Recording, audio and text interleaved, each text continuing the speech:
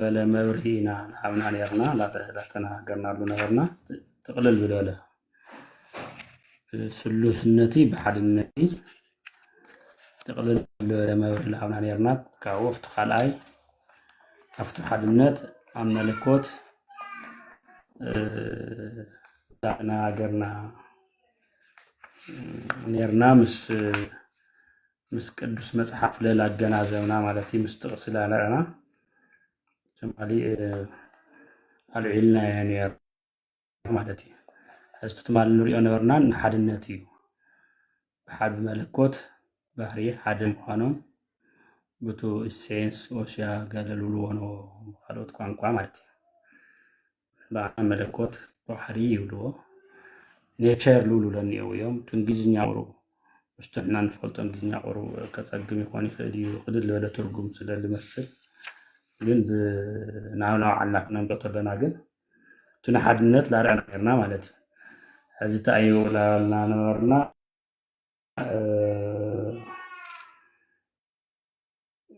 አምላክና እግዚአብሔር ቅዱስ መሆን ሁሉ ልክና እንኳኑ ሁሉ الخير እንኳኑ ፍቅር መሆኑ ላልና ብዙሃቶም مس مصحف ቅዱስ ላገናዘብና ላተናጋገርና ነርናይና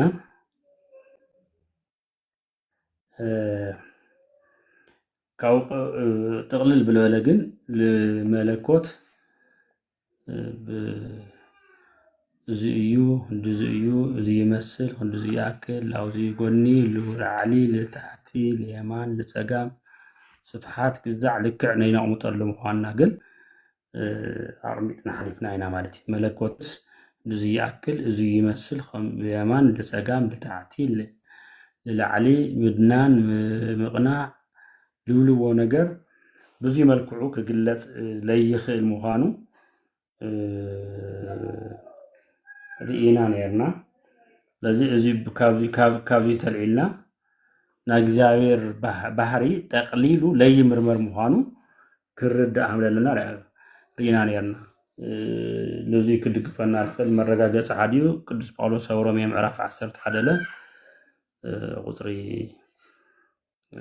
33 ከባቢ ነጊሩና እንዴ ፍኖቱ ወይ መንገዱ ወይ ባህሪኡ አይምርመሪ ልርድኦ ልፈልጦ አሰሩ ልፈልጥ የለይ ይሉ ቅዱስ ጳውሎስ ይገልጽና ግን ቅዱሳን ሆኑ ቅዱስ የማነ ቅዱሳን ሆኑ ኩለና ተወለግን ቅዱስኑ ናዩ ና እግዚአብሔር ቅዱስና ና ሰብ ቅዱስና ይፈላላይ ናይና ና ጸጋ ቅዱስና ናዩ ባህሪው ለሆነ ለሃው ለሆነ ለወስደሉ የለ ናይና ግን ባህሪና ለኽልቲው ስማዕ ማይ ግን ካብ እግዚአብሔር ቅዱስ ስለሆነ አነ ቅዱስ ስለሆንሁ ስኻቱሙን ቅዱሳን ሆኑ ውሉዱስ ሆንተለና ለለ ቅዱሳን ስለሆን ማለት እዩ ግን ሱቂልና ለአና ብንርዳእና ክንሕዞ ብንኽእል ክነስተውዕሎ ብንኽእል ዓቕምና ኣእምሮና ክሽከሞ ብንኽእል ነገር ምግላጽ ኣብ ሓደ ቦታ ምግላጽ ስለልሕሽ ካብ ለይ ምግላጽ ይንበይ መለኮት ባህሪኡ እዩ ክንዱዚ እዩ ላውዚ እዩ ብየማን ብጸጋም ብላዕሊ ብታሕቲ ልብል ለይግለጽ ምዃኑ تقلل لبينا جن حزق الردو كن خير لنا مالتي جن بعد بالجلس أنهم زلنا أيو أنا كدوسية لنا أيو فقرية لنا أيو لا أنا أملاك أنا ترح يجز أملاك أنا ترح يجزاك خالي أملاك اللي كواي وزاي يلنا أيو أنا كل الخلق يلنا أيو زياد تلو لنا جن بيليزنا نعرف بردنا مركو حد جيله بالسالي جرنا نقلتو أمرونا بالشكم وملكو كنقلصهم انتي ينبي بملكوت كن فلاك قداس يا مريم ندعريهم وينهم بزعبا ملكوت بدن بيلقلصوا بقى ملكوت እንደዚህ ያክል ከምዚ እዩ የማን ጸጋም ምድናን ምቅናዕ ልውልዎ ነገር የውልይ ጎኒ ስፍሓት ገለ እና ከነቅምጠሉ አይንኽእል ኢሉ ይነግረና ግን ለአና ብርዳና ሓደ ግን ንገልጾም ነገራት ለለውም ቋኑን ክርዳ አለለና ናአብነት ፈኑ እዴከ አርያም ኢልና ኢድኻ ካብ አርያም ሰደልና ክንብል ተለና ብኢድ ብእግሪ ገለ ልክዕ ስለ ሆነ ይሆን ሰማይ ዙፋነ እዩ ምድሪ መርገፂተ እያ ክብል ተሎ ለአና ብርድአና ክገልጽ ስለደለየን በይ ካብ ሰማይ እስካዕ ምድሪ ተዘርግሐ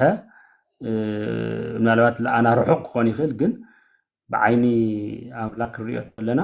ውሱን ዝኾነ ርሕቀት እዩ ስለዚ እንድኡ ለአክል ቁመት እንድኡ ለአክል ልልክዕ ልኽእል ነገር ስለዝኾነ ይኾነ ለአና ግን ክርድአና ብልቃል ምልክዕ ኢድኻ ካብ አርያም ሰደልና ክብል ተሎስ አድሕነና ክንብል ተለናስ ትካባኻ ለይፍለ ምሳኻ ባህሪ ማዕረ ዝኾነ ለአኸልና ከድሕነና ኢድ ካብ አካል ተይተልዓለ ህምለልዕል ኩሉ ካብ አካል ተይተፈለየ ህምለልዕል ኩሉ ብባህሪ ምሳኻ ማዕረ ዝኾነ ብህልውና ለምሳኻ ዝኾነ ለይፍለ ካባኻ ብቅድምና ለምሳኻ ማዕረ ዝኾነ ግን ብዙሕ ንሪኦ ንቐፃለ ንሕዚ ነውግዖ ብስም ብአካል ብግብሪ ተፈለየ አካል ለለዎ ካባኻ ተይተፈለየ ለአናለ ከድሕነና ግበር ልብል ንምግላፅ እምበይ ብመለኮት ውሱንነት ወይ ገደብ ወይ ብቦታ ልውሰን ለለዎ ከይመስለኩም ብደንብ እዚ ክትሕዝዎ ክትርድእዎ ይደሊ አነ ግን ትልበልናዮ ግን እግዚአብሔር ብልገለፀልና አነ ፍቅሪ እየ አነ ቅዱስ እየ አነ ኩሉ ልኽእል አምላክ እየ ኣብ ኩሉ ርከብ እየ መጽሓፍትና ላብ ኩሉ ይርከብ ላውሊ ገጽ እዚ ልል ሕዚ ልኾነ ለኻሊእ ፍጥረት እንህወ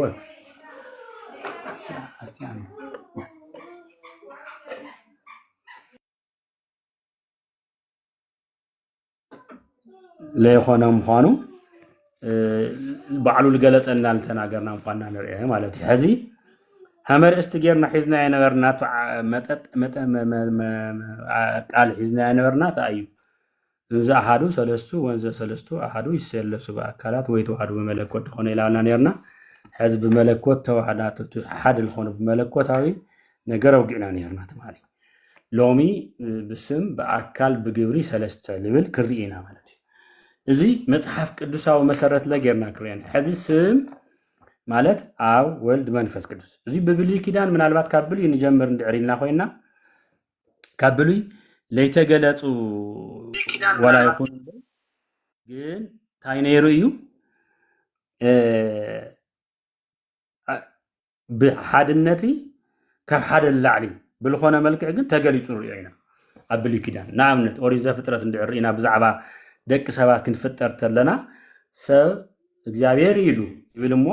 እግዚአብሔር ኢሉ ክብል ተሎ ሓድነት እዩ ዝላውጋዕና የነበርና ሓደ አምላክ ሓደ እግዚአብሔር ኣሎ ማለት እዩ መለኮት ሓደ እዩ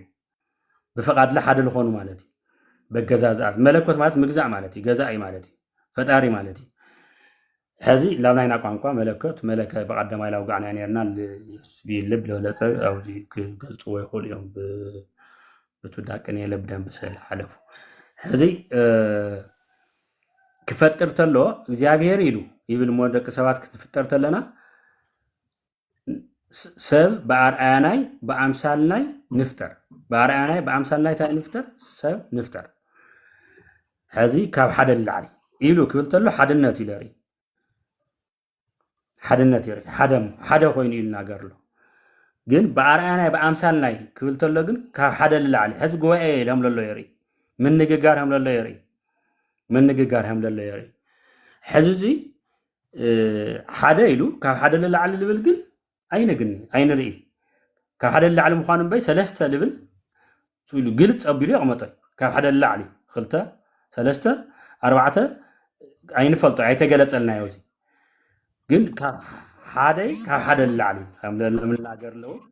ሓደ ብባህሪኡ ብመለኮት ልበልናዮ ብቱ ውሱነ ይኾነ ይገለላልና ላገለፅና የነበርና ነገር ሓደ ምዃኑ ይገልፅ እሞ ካብኡ ግን በአርአያናይ በአምሳልናይ ክብል ተሎ ግን ክልተይ ካብኡ ላዕሊ ዘለዎ ምዃኑ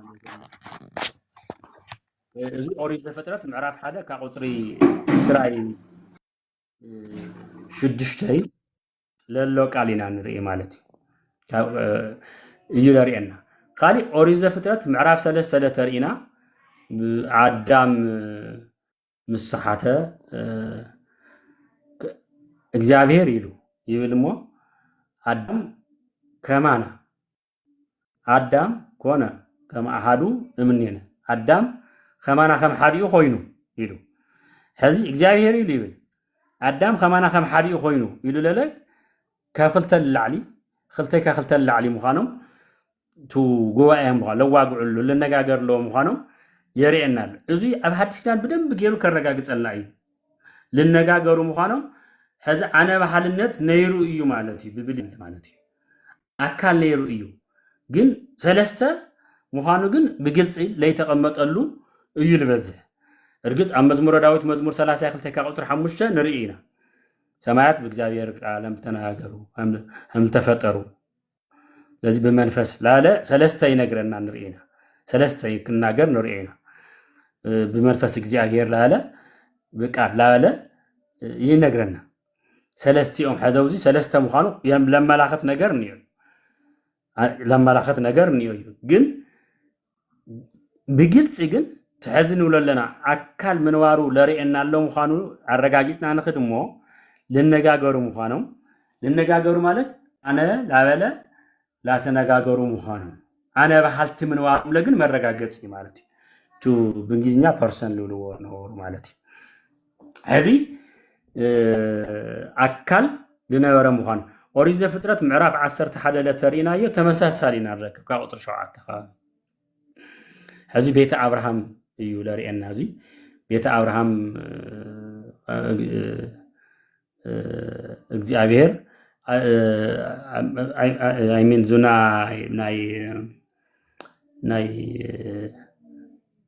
ናይ ባቢሎን ነገር ለርእውን أو أوريز فترة معرف 18 معرف 10 حاليا أفتح هذا ታይብል እግዚአብሔር ለአብርሃም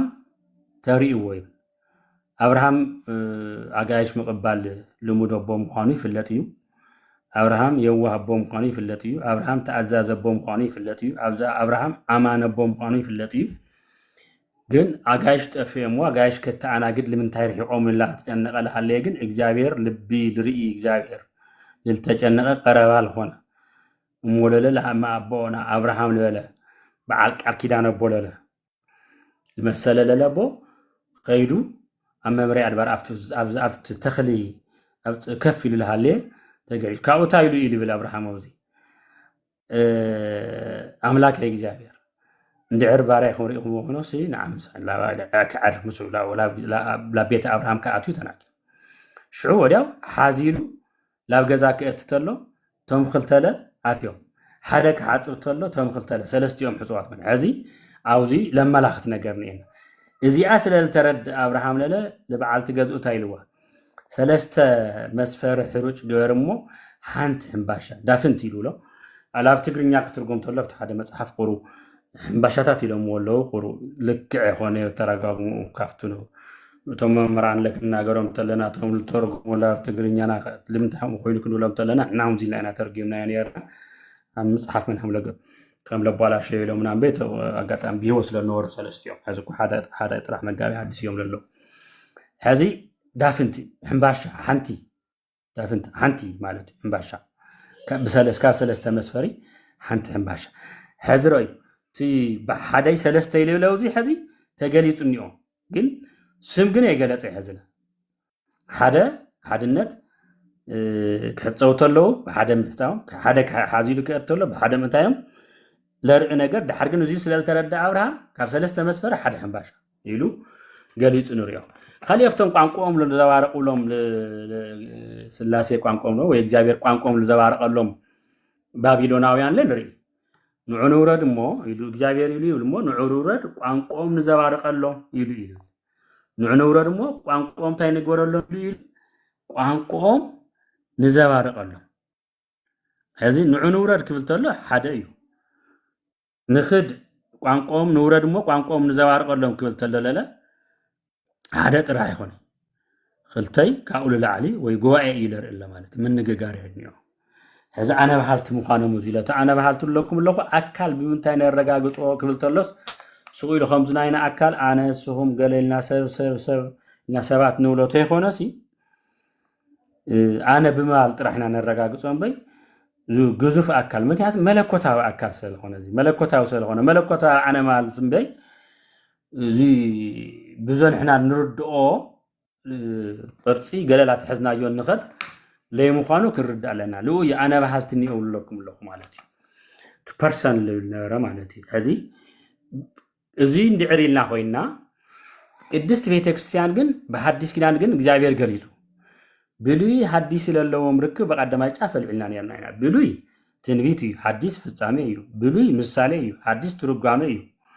بلوي تلالوتي حديث أكل هذه تو مثالي بحديث كلام بقلتي تفتصيمون رأي تو تنفيت لا تفتصي تو مثالي لا تترج أمانة وخوينون رأي نعمت أبراهام لولو هذا حنباشا جن كاسل السمسفري ندعرينا خوينا أب حديث كلام جن تسلسته توم لنجاجرو نورو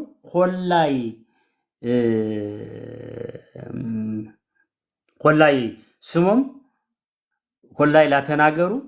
خلاي جبرهم لا جلطو مالتي جبر مالت بسم بأكل بجبري بسلسته نقولنا سم أبولا ولا نرينا مالتي حز تسلاسي بدم لا بيت جالس نوريو مالتي ناس تسلسنت أو حدث كده نعمنت أو ماتيوس ونجيل معراف سلسته وي ماركوس ونجيل معراف حدا كاقصر الشعته وي لماتيوس ونجيل معراف سلسته كاقصر 16 شقبابي اندي عرينا خوينا ابزنا غويتانا املاخنا مدحيتنا يسوع كريستوس ابي يوردانوس تطمقتلو نري مالتي تطمقتلو تايي او غويتا مستطمقه بقولو الشعيتا كاماي افتو ماي طمقتو ودم سبلن دا سمايات تخفيتهم سمايات تخفتمو كاو منفس قدوس برغبيت امثال او رؤس عارفو يبلنا كاب سماي للجن قال تسمع يبل دحر تلف قرا ودي تلفوتي ودي بو دس لن ودي زبطو سمركو مالتي دس لن مالتي ودي الس يلللك قال كاب سماي مزيو يبل حزو زيروي حدا اب سماي خوينو قال تزاغره الله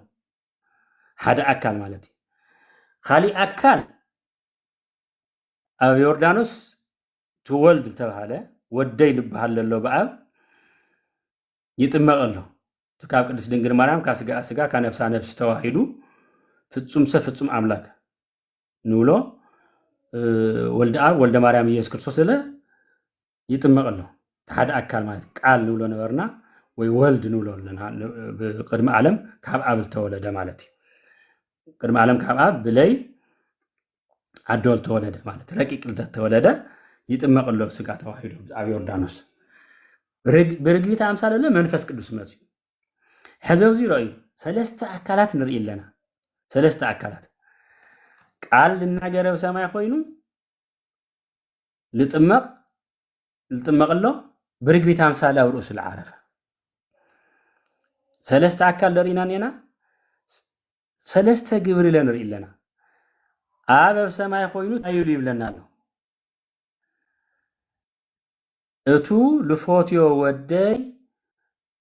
እስ ቡደስ ልብለኒ እሱ እዩ ልፎትዮ ወደይ ታይሉ ታይ ማለት እዩ ትልጥመቅሎ ውሉ ወልድ እዩ ማለት እዩ ትልናገርሎ ወላዲ እዩ ወይ አቦ እዩ ማለት እዩ ስለዚህ አብ ወላዲ ግብርኒው ወልድ ተወላዲ ትልጥመቅሎ ግብር ላይ ገልጸና መንፈስ ቅዱስ ለለ ብርግቢት አምሳል መጽኡ ያሪፉ ይለናል ስለዚህ አው ወላድ ሙኻቅ ባዓሉ ነገርናል ልብንታይ ወደይሉ ተወደይተው ይለለ ልጥመቅሎ እዩ መንይኻ ተልና ይሕዝል አብሲ መንይኻ ልብል ተልዒሉ አምነ መን ተልናስ አነ ይብለና ማለት ቱል ጥመቅሎ ከመን እዩ እሱ ልብለሎ ወደይሉ ለሎ ማለት እሱ ተይልዎ খাሊ አካል ማለት እዩ ቱል ጥመቅሎ መን ተይላ አነ يقول له مالتي ولد أني ناجر له لعلت أبوي يبلنا كلنا مالتي لذي أب أكلاوي ولد أكلاوي منفس قدوس لا أكلاوي قلنا مال بأكل سلستنر إلنا مالتي بأكل سلستنر إلنا مالتي لذي عاوزي نتصور لغنا ولد كتب مقتله منفس قدوس الناورده أب لنا تداجره رئينا مئنا مالتي هذي سلسته فلي أكلت هذي فلي سلستنت نقول لنا رأي سلست لله فليات أكلات ننا علم أكلات ግን بحاجة ملكوت نولهم مالتي بملكوت حدا نولهم ببهاري حدا نولهم بجزازة حدا لونا يوم نولهم مالتي هالي لوزي للرجاجة قلنا بقيلتي قل لا يسمله لترجاجة قلوا ما تيسونجل معرف إسرائيل شمونته كأوتر عسرت تشعنته عبي تلقوا قدوسان هواريات مسكال كيدان تمال بزعبك الكيدان لو قاعنيرنا عقيد حرت مرتنا مسكال كيدان لتناغرهم جن عبي تلقوا الهوا علمنا مدحان علم كله امينو ولد እግዚአብሔር كخون العالم سبيخم እግዚአብሔር كخونو امنت كخونو عبي تلقوا الهوا معرافي قطري يوزي ماتيوس وانجيل معراف 28 قطري 19 هذا وزي كرئت لنا بسمله فاليو بدم بفاليو يرينا تايلو وموزي قويتانا مدحتنا يسوع كريستوس لدك مزامورتي كتطمقوا تلهم سي يلو كلو خدمو حزب كله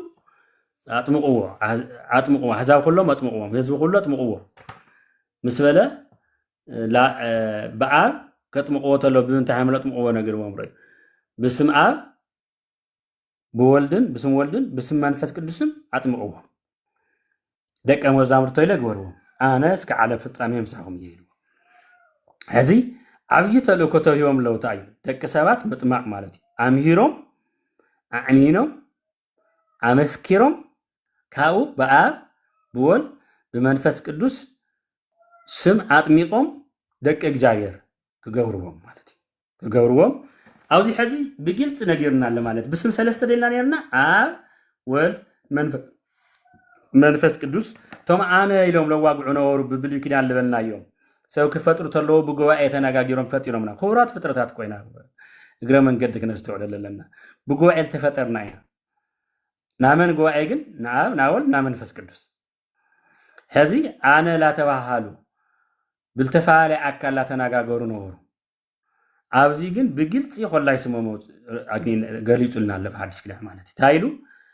بعلو تلقالت ألالا والديو بأبسم بولدسم بمنفس قدسم لا تمكم دك أمزامرتي قبروا أنا اسك علم فتصامي مساخمية إيلو هذا أفلطه يولا وزي مالتي أوزي بمنهم هتمقهم للوام سملا بقلتي هيونا لمالتي حززي نتصل خننا نعلم عابنا ولنا نعلم الخالق لي وهاب لي قاير لي وارسم ولد منفس قدس ግን መለኮታዊ ሓድነት ዘለዎ መለኮታዊ ሓድነት ለለዎ ማለት መለኮታዊ ሓድነት ለለዎ ሕዝነ ዝተውዕል ህዝቢ ክርስቲያን ኣብዚ ተፍለለኹም ኣሕዋት ብደንብ ነስተውዕሉ እቲ ብብሉይ ኪዳን كورد تلو لا بابلون يكون لا بيت أبراهام كورد تلو يكون قانقوا كزوارق تلو يكون بزعبا ورقة أدم بزعبا نعدم موداق كنغاغور تلو لنغاغور نورو مني مخانم حزو زترغاغي تلو مالتي خالي على شاين خدي حدا كخلت العيله ولا يمنا عاوزي ترغاغي تلو سلسته مخانم اما تيسونجيل ترغاغي تلو معراف سلسته اما تيسونجيل معراف 28 تيله ترغاغي تلو قدوس باولوس خلاي توسخي ينغرنا مسعات قدوس باولوس ون توسخي ينغرنا نري مالتي ግን قدم قدوس باولوس ممهرانا نورنا اب دبره تاورلن يماتيس وانجيل معراف 10 شوعه ندعرينا القدم ماتيوس 16 لدك سبات لود سمن يولو ويلو لقدوسان حواريات طيقوهم نير حرش عتايلو قدوس التفاعل يسمى قدوس بيتروس تايل نيرش عيتو سخاتم خمنتو لني كولوتولا حدا بتعام لقرب ملس مليس لنيرو انا ما ودي يا እግዚአብሔር نبل يلو قدوس بيتروس تناغيو قدوس بيتروس ازي سغاي دمي يغلص الخاي الله او يزب سمايات او سماي للوبوين بي سغاي دمي يغلص الخاي يلو ونيرو أسمع للبوين بي سجاي دمي يجلس الخير ونيرو هذه سجاي دمي يجلس الخير مهاد عيهود سلاسة أمني فلوس سلستنا أمني لو يوم للقويتا وبعلم سجاير التغير ودك زاوير لا خاصيسهم لا مسك له صحوه حزوتا إلو زي مستناقرو لقدس بيتروس خمتي لدنيقو لا دبر تاور ግን ሒዝዎ ወፂኡ ትልወሎ ረጋጊጽሉ ማለት ሓረሽዑ ግን ቅዱስ ጴጥሮስ ዝኾነ ቃል ተናጊሩ አውዚ ሕሸና አውዚ ሲም ሳሓ ክንኮን ሰለስተ ድንኳን ንስራሕ ኢሉ ምስተናገሮ ናጎይታ ልመጸሉ ዓላማ ግን ኣብኡ ምስኦም ክነብር ተወሰነ ቦታ ይኾንስ ዓለም ከድሕን እዩ እሞ ኣፍታ ቃልሳ ብርሃነ መለኮት ገለጸሉ ቦታ እዩ ደብረ ታወር ኣፍታ ግዜሳ ቃል ካብ ሰማይ መጽዩ ሳክት ናገር ተሎ ቅዱስ ጴጥሮስ ግን ደመና ለጋሪድዎ እዚ ካብ ሰማይ ኣብ ተናጊሩ همتافت أبي يردان استناجر الفوتو وديسو يو مسلو لكم سمعوه يلوه من على لا على دمنا قاري دوهم دمنا نحن كدوس كيرهم لا اللي كاونتي ترجمه زي عوزيلات ري لهم ثلاثة تجليتهم لهم مالتي قدوس باولوس لا ناقدوس باولوس كبار اختلو ملأختو ناجيرو كود اختلو ممنع بركتاو ملأختو كحلفتلو قدوس باولوس خلاي قرنطس معراف 13 مالتي كقطر 14 دعرنينا رينا يخوينا ጸጋ ጎይታናን መድኃኒና ኢየሱስ ክርስቶስን ፍቅር አምላኽን ህብረት ወይ ጸጋ መንፈስ ቅዱስን ወይና መንፈስ ቅዱስ ህብረትን ምስኹላትኩም ይኹን ኢሉ ክናገር ሕዘው ዚራይዎ ገሊጾ ጎይታ ኢሎም ጽይወንዩ ጸጋ ኢሉ ወደም ጽኒዩ ብሱርለ ጸጋ ለዓደለና ባዕሉ ለጸጋ ይሉ ወይም ሊቃውንትና ናምነት አብና ቀዳም ሊጦን ተሪና ቀዳም የጸጋ ኢየሱስ ክርስቶስ እዩ ኣብ ቅዳሴ እግዚእ ተሪና ኃይሉ ለአብ ጸጋ ዘሕዛብ አፍቲ ቀዳማ ጸጋ ይልዎ ኢየሱስ ክርስቶስ አፍቲ ሊጦን አውዚ ለለ ለአብ ኃይሉ ለአሕዛብ ለለ ጸጋኦም ለኾነኻ ይብሎ ሕዛው እዚ ቅዱስ ጳውሎስ ለለ ጸጋ ምዃኑ ጸጋ ልዕድል ምዃኑ ለድሕነና ምዃኑ ክገልጽ ተሎ ዋጋ ምዃኑ ማለት እዩ ብኸምኡ ልተውሃብናዮ ምዃኑ ለልገልጽ እዩ ብኸምኡ ማለትስ ንሕና ለፍቱ ነገር የነበረና ግን እግዚአብሔር ፎቲና ልቱል ፎቲ ሓደ ወዱ ይሁና ኣብ ልወዱ ፎቲ እዩ ኢሉ ሓቀይ ብኡ ደስ ልብለኒ ኢሉ ሓቀይ ኣብ ልወልድ እንደየን ይሆም ልፎትዮ መለክዕ የብልና ልልካዕ ፍቅሪ ይኾነ للكع يخون جن لفوتيهم خانو جن قاليز مول لكع تل متن لي يقول كل لكع علين خيل أمونغو أبي أمونغو ولد للو فقري لي لكع على هالليس تلي لكع فقري لفوتيو ودو لأنا كدهن لإخوة مالتي هذا يلرينا جاهر لأنا للو فقري لي لكع مخانو يلرينا متنو كل لكع علين خيل مخانو يلرينا ታውዚ ታይሉ ቅዱስ ጳውሎስ ጸጋ ኢሉ ጎይታን አምጽዎ ወልድ ማለት ፍቅሪ ኢሉ አቦም ጽዎ እግዚአብሔር ኢሉ አምጽዎ መንፈስ ቅዱስ ለለ ህብረት ኢሉ አምጽዎ ሕዝብ ቤተክርስቲያን ልመርሐለሎ መንፈስ ቅዱስ እዩ መንፈስ ቅዱስ ኢሉ መርሐለሎ ስለዚህ እዚ እንድዕሪናዮ ተሓደል ገብረና ስጉኡ ኢዶም ኢለ ህብረት ልፈጥረልና ስጉኡ ኢዶም ኢለ መንፈስ ቅዱስ ልውጠም ኻንለ ቅዱስ ጳውሎስ ይናገር ለማለት ስለዚህ መንፈስ ቅዱስ ህብረት መንፈስ ቅዱስ ይለለምጽና ህይወት ምዃኑ መንፈስ ቅዱስ ለልገልጽ ይና ቅዱስ ጳውሎስ በኋላውዚ ከነስተውለለናሞ አብዚ በደንብ ገሊጽዎም ንርኢ ማለት ሕዚ ታይና ንብለለና ብብሉይ ኪዳን በግደምቢ ብልርድአና መልክዑ ግልጽ ብልኾነ መልክዑ بالخونه ملكو ولا يكون تجليت النور حزقنا بحدث كلام بدم بتجليت تأكل تسم تجبري بدم بتجليتو تأكل ثلاثة من وارم للنجاجرو مخانم للو مخانم أنا بحالت مخانم لنا وعلم أكلاوي مخانم لا تجلت أمس يبلي كده على حدث دارين خلا يسمهم خلا يجبرهم خلا أكلهم له بالتفاعل يعني أبا بسماء خوينو تناجيرو ولد يوردانوس منفس قدس برجيت أمثال قدس باولوس له نازي أم سلست يوم ببراك يمسيلو ገሊጹልና ማለት እዩ ስለዚህ ባዕሉ ወልድለ ኣብ ኣሃዋርያት ከመይ ገይሮም ከጥምቁ ዘለዎም ክነግር ተሎ ዓብይ ዝኾነ ሓላፍነት ይውክልኦም ተለለ ብኣብ ወልድ መንፈስ ቅዱስም ከጥምቁ ነጊርዎም ንርኢና ማለት እዩ ካሊእ ዮሃንስ ወንጌል ምዕራፍ 1 ተርኢና አለ የረድአና እዩ እዚ ኣብ ሚስጥረ ስጋዊ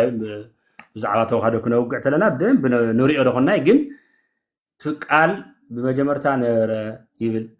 ካብኡ እቲ ቃል ድማ ምስ ኣምላኽ ነበረ ይብል እቲ ቃል ድማ ኣምላኽ ነበረ ኢሉ እቲ ቃል ወዲ ምዃኑ ወይ ወልድ ምዃኑ ምስ ኣምላኽ ነበረ ተለለ ነጊርና መለኮታዊ ኣምላኽ ነይሩ ካብ መለኮት ይለለ መንፈስ ቅዱስ ለ ሰለስተ ገሊጽልና ነው እዚ ማለት እዩ በመጀመርታ ቃል በመጀመርታ ነበረ እቲ ቃል ድማ ምስ ኣምላኽ ነበረ ኢሉ ኣምጪልና ነው እቲ ቃል ድማ ኣምላኽ ነበረ ኢሉ ሰለስተ ብዛዕባ ስለ ወልድ ስለ መንፈስ ቅዱስ ገሊጽልና ንሪ እርግጥ ብምስጥረ ተዋህዶ ክንሪኦ ተለና ኣፍቱና ምስጥረ ስጋዊ ክንሪኦ ተለና አለ ክንጠቕሶና ግን እዚ ብዛዕባ ስላሴ ልናገር ምዃኑ የሪአና እዩ ወይ የገንዝበና ኮይኑ ንረኾ ማለት እዩ ቅዱስ ኣብ ግብረ ሐዋርያት ምዕራፍ 5 ቁጥር 3 ተርኢና መንፈስ ቅዱስ ኣብዚ ንሪኦ መን ገሊጽዎ ንርኢ ቅዱስ ጴጥሮስ ለሃናናይ ሰጴራይ ከግስጾም ተሎ ንመንፈስ ቅዱስ ሓሲኻ ማለት ንኣምላኽ እምበይ ልሰበይ ሓሸኻ ወይ ሓሰኻ ክብል ተሎ ወይ ሕሾተይ ተናገርካ ትብል ተሎ እንታይ ምዃኑ እዩ ለርእየና ኣሎ ማለት እዩ መንፈስ ቅዱስ ብንጹር ኣምላኽ ምዃኑ የርእየና ኣሎ ማለት እዩ ስለዚ ኣብ ግብረ ሐዋርያት ምዕራፍ 5 ገሊጽዎ ለሎ ቅዱስ ጴጥሮስ ክግስጽ ተሎ ንሃናናይ ሰጴራይ ቶም ለታለሉ ሰብኣይ ሰበይቲ ማለት እዩ ለታለሉ ወይ ለለ መጀመርያ ኣሚኖም ብእምነቶም ቀሪቦም ነይሮስ ድሕር ልበሉ ለኣቶም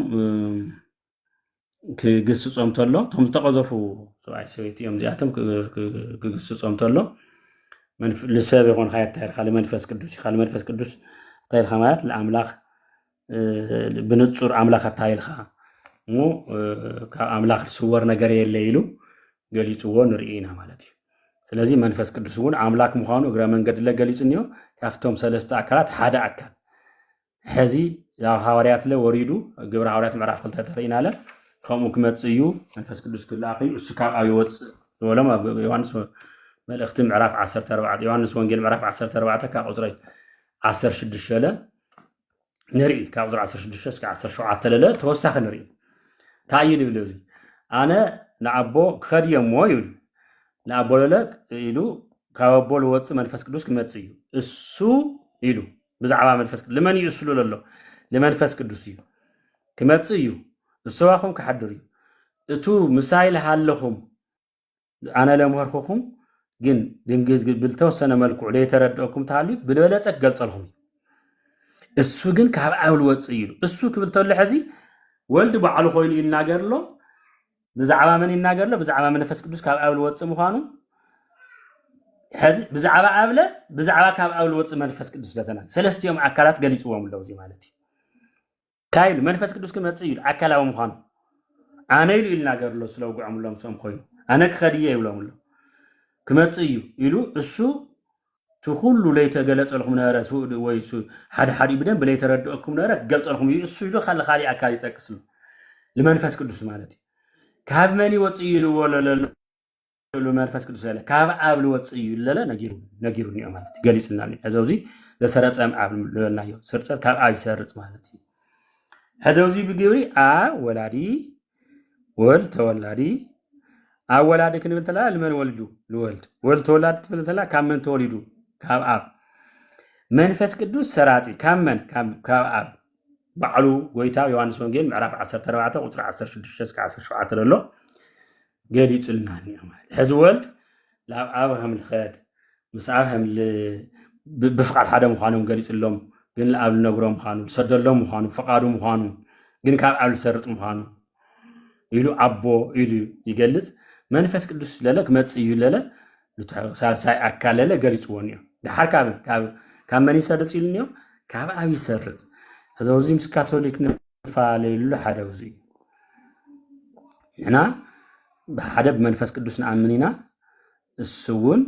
ካብ ኣብ ልሰርጽ ክንብል ተለና ሳቶም ካብ ኣብ ካብ ወልዲ ይብሉ ካብ ወልዲ ግን ካብ ሃም ላይ ሰርጽ ባዕሉ ነጊሩ ታይሉ ገሊጹ ካብ ኣብ እዩ ልሰርጽ ኢሉ ገሊጹ ንሪኦ ማለት እዩ ሕዚ ሰለስተ ኣካላት ሓደ መለኮት ወይ ሓደ ኣምላክነት ሓደ ፈቃድ ልገልጽ ጥቕሲ ኮይኑ ንረኽቦ ሕዚ ጠቒሰልኩም ዘለኹ ና ዮሐንስ ወንጌል ምዕራፍ 14 ቁፅሪ 16 ማለት እዩ ሕዚ ላጠቃለልና ክንኸድ እቶም ቦታት ና ቅድስት ቤተክርስትያናት ተፈላለዩ ቦታት ብዛዕባ ስላሴ ተናጊሮም ነይሮም ትማሊ ተወሰነ ገሊጹ ነይረ ሕዚ ኣትናቴዎስ ኣቦና እንድዕር ኢና ኮይና እስክንድርያ ኣቦና እንድዕር ኢና ኮይና ታይሉ ይገልጽ ኣውዚ ኣቦ ኣምላኽ እዩ ኣብ ኣምላኽ እዩ ይብል ወልድ ኣምላኽ እዩ መንፈስ ቅዱስ ኣምላኽ እዩ ግናኸ ኢሉ ግናኸ ሓደ ኣምላክ እምበይ ሰለስተ ኣምላክ ኣይንብል ይብል ሕዘውዚ ብብዙሕ ምሳሌ ክገልጹ ንርኢና ቦታት ብብዙሕ ምሳሌ ግን ኣውዚ ብግልጽ ኣቕሚጥዎ ኣለዉ ኢለ ብምሳሌ ላይ ይገልጹ እዮም ኣብነት መግለጽታት እኒአው እዮም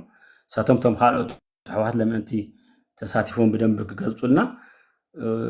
ዕድልኩም የለኣቶም ግን ሓንቲ ኣብነት ክገልጸኩም ንኣብነት ንሕናስ ነፍሳውያን ኢና ና ነፍሲ ባህሪ ና ነፍሲ ሓንቲ ነፍሲ ትበሃል ባህሪ እኒኣትና መግለጽ እኒአዋ ህያዊት እያ ለባዊት እያ ነባቢት እያ ሕዚ ሓንቲ ነፍሲ እምበይ ሰለስተ ነፍሰይን ይብል ግን ህያዊት እያ ለባዊት እያ ህያዊት እያ ነባቢት እያ ግን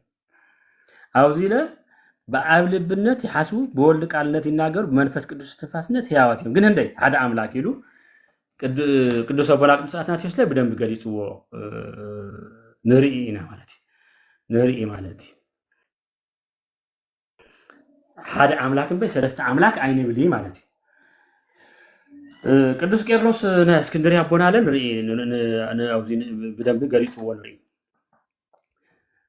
ሓደ አምላክ አለና ሰለስተ ግን አካላት ኢሉ ገሊጹ አቦ ዘይተወልደ ግን ወላዲ ወልድ ተወላዲ ኢሉ ገሊጽዎ መንፈስ ቅዱስ ካብ ኣብ ልወጽእ ኢሉ ቅዱስ አትናቴዎስ ለ ቅዱስ ቄርሎስ አቦናለ ገሊጽዎ ንርኢ ና እስክንድርያ አቦና ገሊጽዎ ንርኢ ማለት እዩ ባስልዮስ ቅዱስ ባስልዮስ ተዓቢለ ከምዚ ኢሉ ንሪኦ ኣብ ሓደ ኣምላክሲ ሰለስተ ኣካላት እኒአው ኢሉ ሓደ ኣምላክነት ግን ተፈላለየ ኣካል ኢሉ ትገልጾ ንርኢ ማለት እዩ ሞ ላጠቃለልና ክንኸተለና ኣብዚ ስም ኣብ ወልድ መንፈስ ቅዱስ ኢሉ ተገሊጹ ብግልጽ ርኢና ኣለና መጽሓፍ ቅዱሳዊ ጥቕሲ ጌርና ኣብ ወላዲ ወልድ ተወላዲ መንፈስ ቅዱስ ሰራጺ ምዃኑ ርኢና ኣለና ኣብ ለወልድ ወሊዱ ለመንፈስ ቅዱስ የለ ኣስሪጹ ወይ ካብ ኣብ ሰሪጹ መንፈስ ቅዱስ ባዕሉ ካብ ኣብ ልሰርጽ ምዃኑ ጎይታና ነጊርና ዮሐንስ ወንጌል ምዕራፍ 14 ብጥቕሱ ርኢናዮ ኢና ኣካላዊ ምዃኑ ለለ ኣብ ተናጊሮ ኣብ ሰማይ ኮይኑ ወድላ ተጠመቐ ርኢና መንፈስ ቅዱስ ብርግቢት ኣምሳል መሪዱ ርኢና ካሊእ ኣነ ባህ ኣነ ላበለለለ ርኢናዮ ኒአና ወልድ ኣነ ኢሉ ኣነ ክኸድዮ እሞ መንፈስ ቅዱስ ክመጽእ እዩ ኢሉ እሱ ኢሉ መንፈስ ቅዱስ ካሊእ ኣካል ምዃኑ ገሊጹ ንርኢ እሱ ለሎ መንፈስ ቅዱስ ለለ ካብ ኣብ ልሰርጽ ምዃኑ ለለ ገሊጹ ለለ ነጊሩና ስለዚ ኣብ ለለ ካሊእ ኣካል ምዃኑ ግን ወላዲ መስረጺ ምዃኑ ለለ ገሊጹና ንኤ ማለት ኣነ ላብ ኣቦይ ክኸድ እየ ለቦይ ኢሉ ብዛዕባ ኣቦኡ ኣቦይ ኢሉ ተናጊሩ ብዛዕባ ኣብ ግን መንፈስ ቅዱስ ለለ ካብ ኣብ ይሰርጽ እዩ ለለ ትግብርለ ገሊጹና ንኤ ስለዚህ ምንም ለጠራጥር ነገር ለይውሉ ግልጽ ብልኾነ መልክዑ ተገሊጹልና እዚ ማለት ግን ብዙሕ ስለውጋዕናዮ ጥራሕ ተወሲኑ ልተርፍ ወይ ተወሲኑ ልቐርኢ ማለት ይኾነ ካብ ህሊና ልላዕሊ ስለልኾነ ፍሉይ ሰለስተነት ኢሎም ፍሉይ ሰለስተነት ኢሎም ኣቦታት ይነግሩና ፍሉይ ሰለስተነት ኢልና ንዓፅም በይ ከም ካሊእ ሰለስተነት ገለላልና ኣብዚ እግረ መንገድካ ተሓሳስቦ ልደሊ ቅድሚ ምዕፃየ ክንቅፅል ተለና ኣብ ቅድስት ስላሴ ብቅድሚቲ ብድሕሪቲ ላ ተጠንቅቕና ክንቅፅል ኣለና ሕዚ ኣብ መዝሙራት ለንሪኦ ነገር እዩ ሓደ ሓደ ስህተታት ለሶስቱ ስላሴ በሶስት ኣዘይ ዘማሊ ይብል ኣባና ለሆሙ ኣጋእዝቲ ዓለም ስላሴ ወይ ወለለ በሓድነት ወይ ሰለስትነት ዋላ ክንገልጽ ላኻልና ሰለስተ ስላሴ ላለን ሰምዖ ሰብ ስላሴ ለሃለየ ባዕሉ ሰለስተ ካሊእ ሰለስተ ምውሳኸ የድሊ ቅድስት ስላሴ ክንብል ንኽእል ኣምላኽና ስላሴ ክንብል ንኽእል ግን ክንቅፅል ተለና ግን ላተጠንቅቕና ስለዚ ላተረዳእና ንኽድ ኣብ ቀጻሊ ነስፍሖ ላስፍሕናዮ ንኽድ ብጥያቄ ብገለየ መልክዑ ክነስፍሖ ንኽእል ኢና ኣነ ሎማዓንቲ ኣብዚ ኣኽልኒ ነዊሕ እየ ተናጊረ ትናገር ተለና ካብ 4 ደቂቓ ላይ ነውሐ ኢሉ ነርቱ ንግግርና ግን ካብኡ ላዕሊ ተኸይዱለን እሽቱ ምዝንጋዕት ነገር ስለልፍጠር لجيزو عاوزي توتو كنبر سلالنا كل عملنا إجابير تخوري تمسكنا يخون